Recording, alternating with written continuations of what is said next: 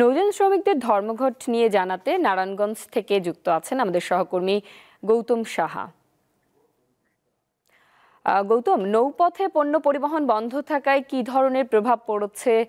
আপনি তো সেখানে আছেন, আমাদের বিস্তারিত জানাবেন।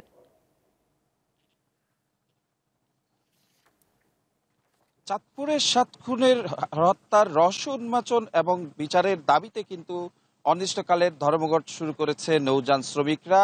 এই ঘটনায় সকল ধরনের যে পণ্যবাহী নৌযান রয়েছে সেগুলো কিন্তু আপাতত বন্ধ রয়েছে। গতকাল বৃহস্পতিবার রাত ১২টা ১ মিনিট থেকে কিন্তু এই বন্ধ রয়েছে। আমরা যে বিষয়টি সরেজমিনে ঘুরে দেখেছি, এই পণ্য পরিবহন বন্ধের কারণে কিন্তু ভোগান্তি পড়েছে ব্যবসায়ীরা, যারা পণ্য সম্পর্কিত লেনদেন করছে তাদের সম্পূর্ণ লেনদেন কিন্তু বন্ধ রয়েছে এই পণ্যবাহী। তবে যাত্রীদের কথা বিবেচনা করে যাত্রীবাহী সেই সকল নৌযান রয়েছে সেগুলো কিন্তু আমরা নদীপথে চলাচল করতে দেখেছি। এবং কিছুক্ষণ আগেই এই নারায়ণগঞ্জের নিতাইগঞ্জের যে নৌঘাট রয়েছে সেখানে কিন্তু শ্রমিক ফেডারেশনের যে নেতৃবৃন্দ রয়েছেন এবং শ্রমিকরা এখানে কিন্তু বিক্ষোভ কর্মসূচি করেছেন এবং সেই বিক্ষোভ কর্মসূচিতে তারা কিন্তু বিভিন্ন দাবি জানিয়েছেন।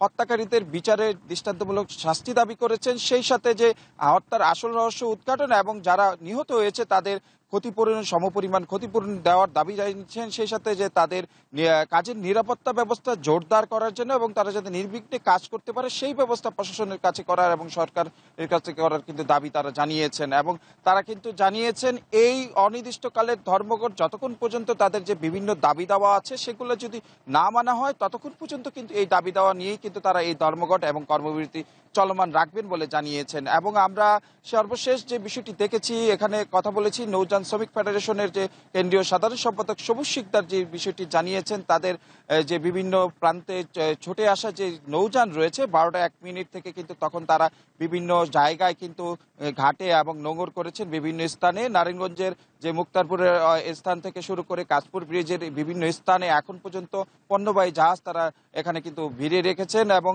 যাত্রীদের বিবেচনায় যে লঞ্চঘাট রয়েছে সেই সব লঞ্চঘাটগুলোতে কিন্তু চাঁদপুরগাহী যে মুন্সিগঞ্জগামী যে লঞ্চ রয়েছে এবং নৌকা রয়েছে সেগুলো কিন্তু চলাচল করছে এবং এখন পর্যন্ত তারা সেই কর্মবিরতিতে রয়েছেন।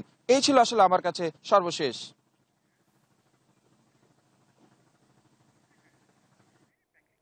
ওকে গৌতম সাহা, আপনাকে ধন্যবাদ।